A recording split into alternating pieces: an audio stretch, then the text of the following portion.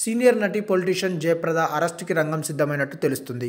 ఉత్తరప్రదేశ్ పోలీసులు ఏ క్షణాన జయప్రదని అరెస్టు చేసే అవకాశం ఉందనే టాక్ వినిపిస్తుంది. ప్రముఖ నటి జయప్రద సమాజ్వాదీ పార్టీ తరపున పోటీ చేసి రాంపూర్ నుంచి 2 సార్లు ఎంపీగా విజయం సాధించింది. 2004 నుంచి 2014 వరకు రాంపూర్ నియోజకవర్గం నుంచి ఎంపీగా బాధ్యతలు నిర్వహించగా 2019 సార్వత్రిక ఎన్నికలకు ముందు సమాజ్వాదీ పార్టీ నుంచి బీజేపీలో చేరి రాంపూర్ నియోజకవర్గం నుంచి పోటీ చేసి ఓడిపోయింది. అయితే జయప్రద ఓ కేసులో నిందితురాలిగా ఉన్నారు.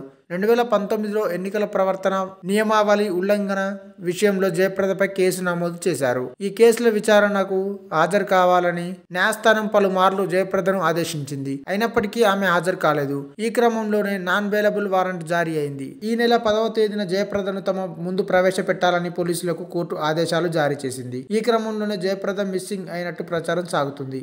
దీంతో ప్రస్తుతం పోలీసు యంత్రాంగం ఆమెను వెతికే పనిలో పడ్డారని సమాచారం. పోలీసు ప్రత్యేక బృందం గాలింపు చేస్తున్నప్పటికీ ఆమె ఆచూకీ లభ్యం కాలేదని తెలుస్తుంది. ఆమె ఎక్కడికి వెళ్లారు అనేది తెలియాల్సి ఉంది. ఆమెపై ఉన్న కేసు విషయానికి వస్తే 2019 ఏప్రిల్ 19న ఎన్నికల నియమావళికి విరుద్ధంగా జయప్రద యూపీలో రోడ్డును ప్రారంభించారు. ఇదే కాకుండా బహిరంగ సభలో జయప్రద అభ్యంతరకర వ్యాఖ్యలు చేశారనేది ఆరోపణలు కూడా ఉన్నాయి. దీంతో ఆమెపై యూపీలోని 2 పోలీస్ స్టేషన్లలో 2 కేసులు నమోదయ్యాయి. ఈ 2 కేసులపై పోలీసులు విచారణ జరగ్గా అనంతరం కోర్టులో ఛార్జ్షీట్ దాఖలు చేశారు.